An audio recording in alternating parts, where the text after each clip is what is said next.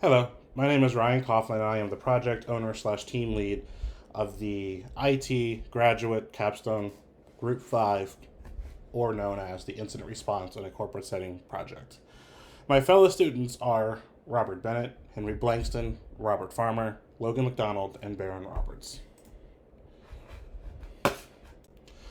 This project was created to give students a hands on approach to incident response.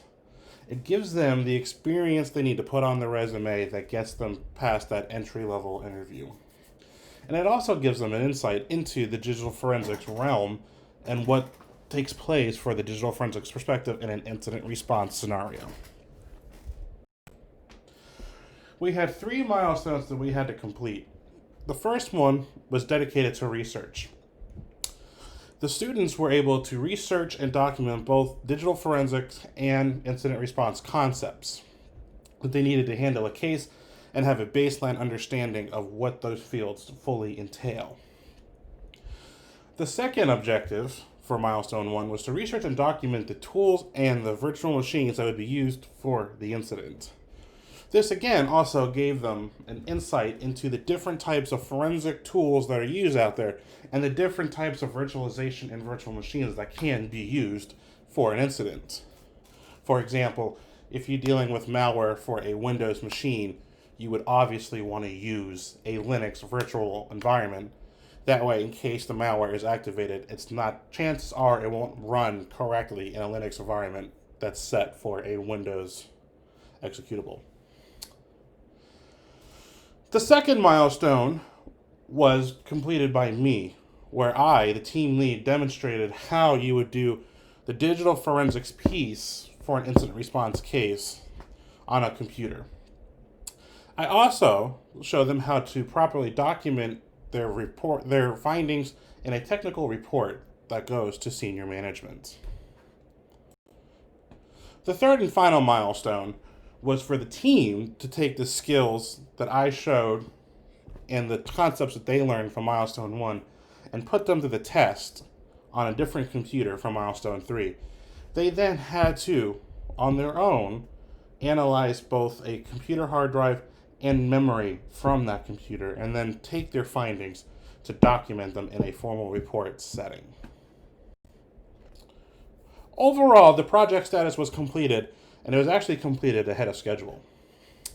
The final deliverables for this entire project was to create a final report and readout of the incident and explain the tools used and the virtual machines used.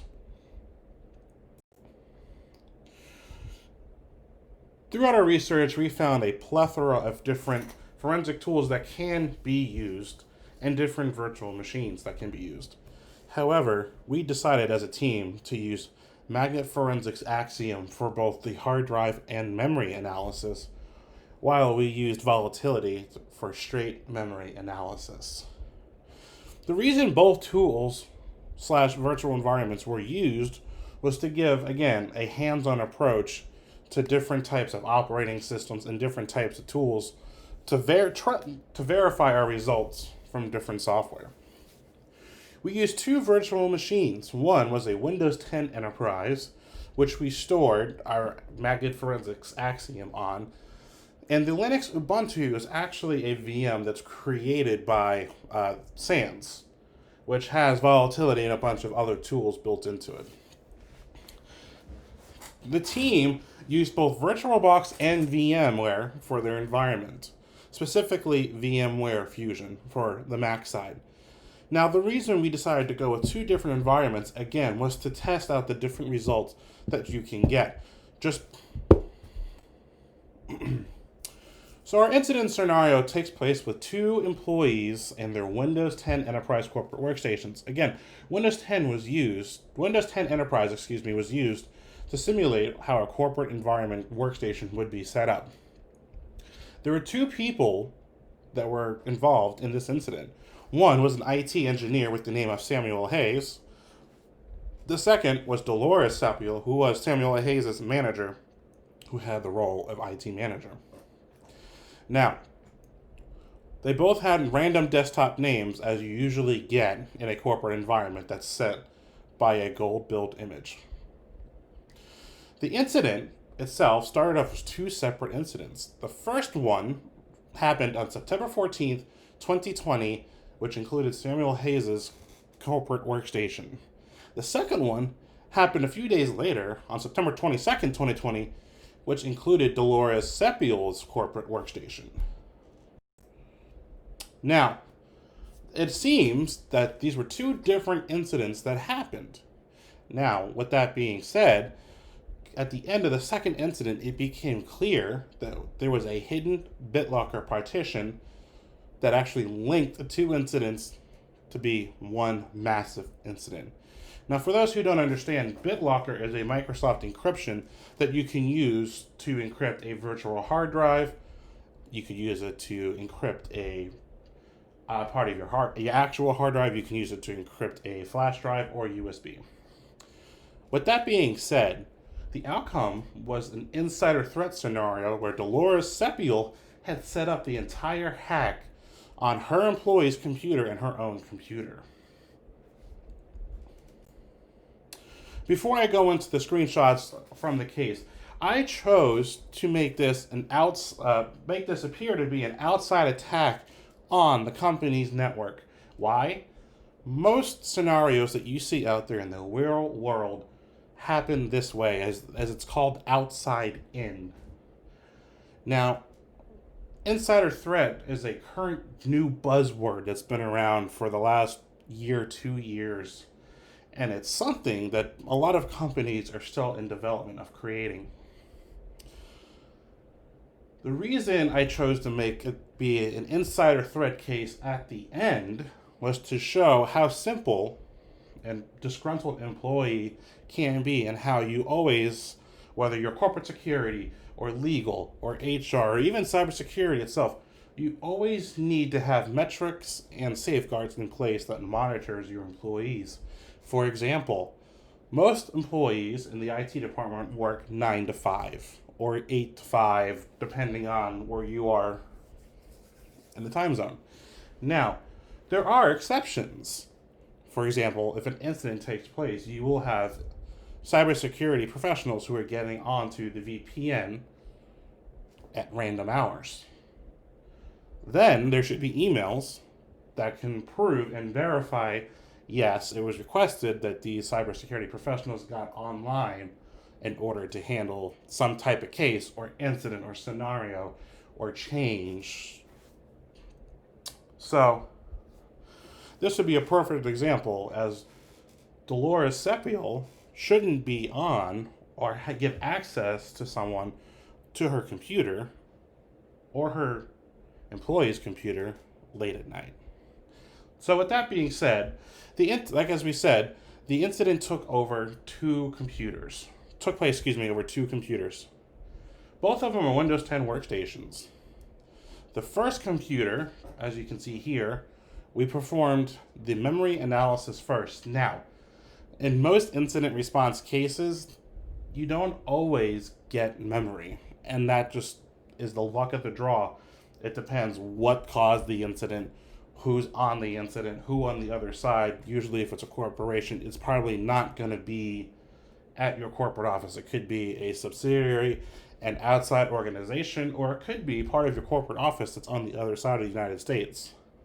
So the person who's alerted to it might not know to reach out and get a memory dump first, or if it's an IT professional, to perform the memory dump themselves first. With that being said, memory can give a lot of insight to what's going on, especially if you can get the memory right as the incident is happening.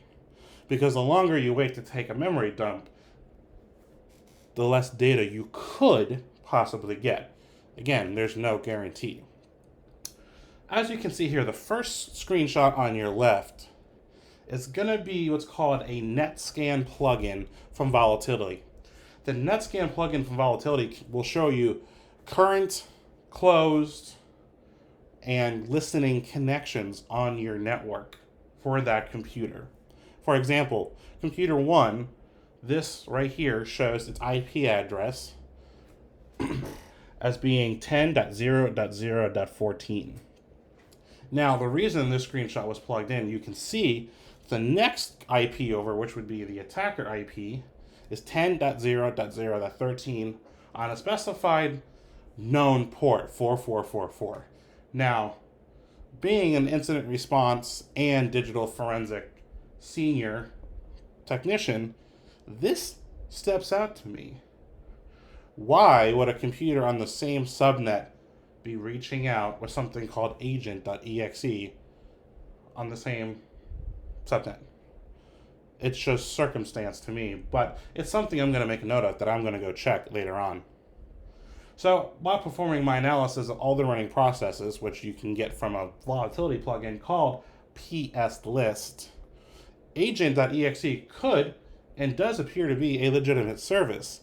Now, with that being said, that doesn't mean that a malicious executable cannot take over a legitimate service and be running malware on the end. Fortunately, that's what happened here. I wrote a custom malware script that took over this current process that is running. Now, the screenshot on the right shows what's known as a hash dump. What this shows is the salted hash of the different users on this computer, but it also shows their username. And when you look through these, you see admin, guest, default account, and administrator. Now these appear to be legitimate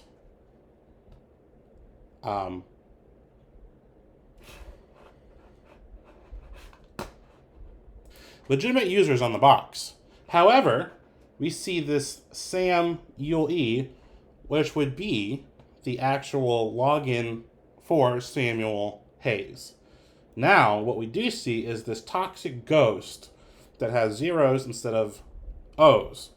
This right here would be another clue, another indicator that something is off.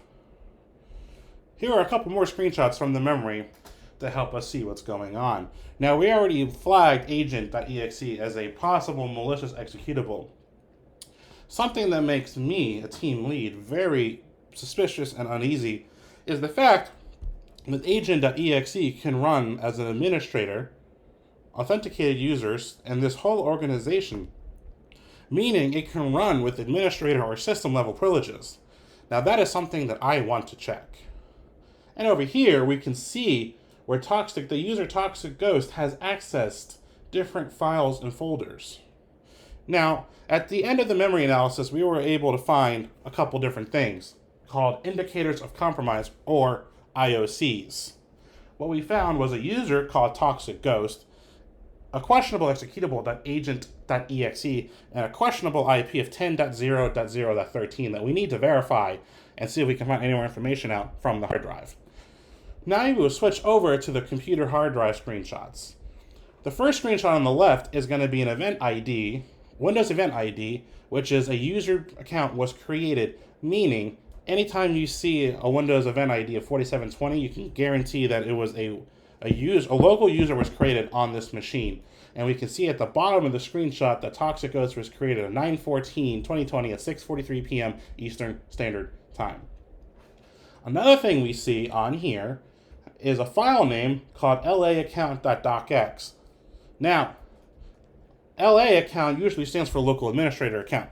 So we can guess, and since the files were created by me, that this would be a local administrator that has domain access, meaning the malicious user, Toxic Ghost, has found domain administrator account creds in order to access the network. Also very bad.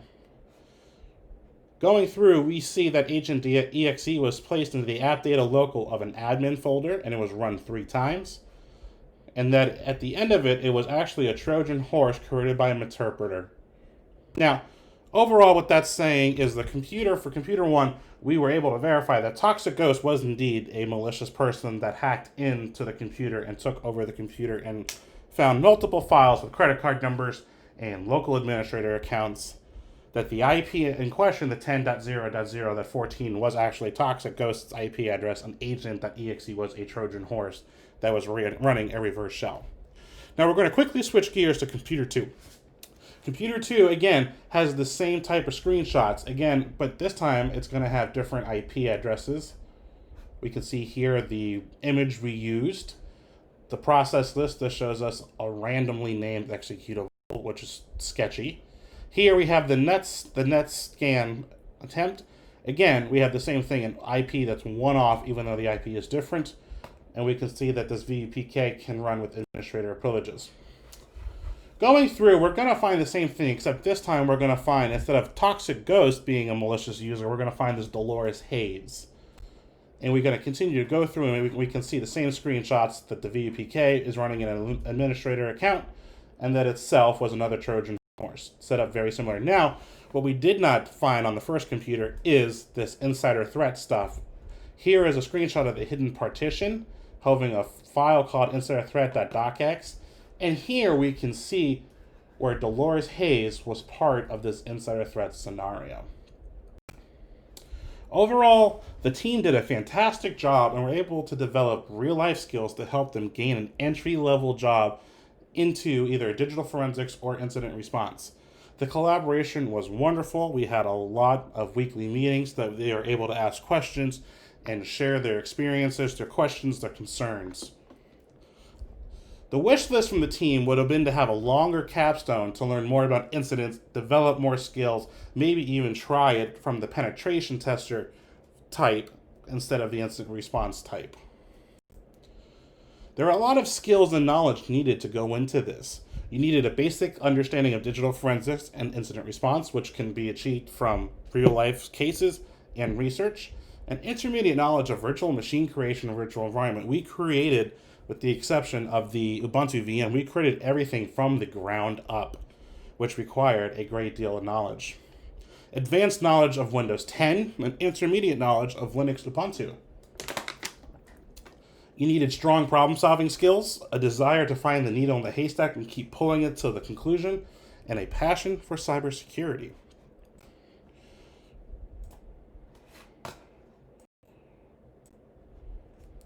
The challenges we ran into, we had a couple hardware challenges with the virtualization environment presenting a lot of challenges, including incompatible hardware-software versions, share folder creation, and hard drive space issues.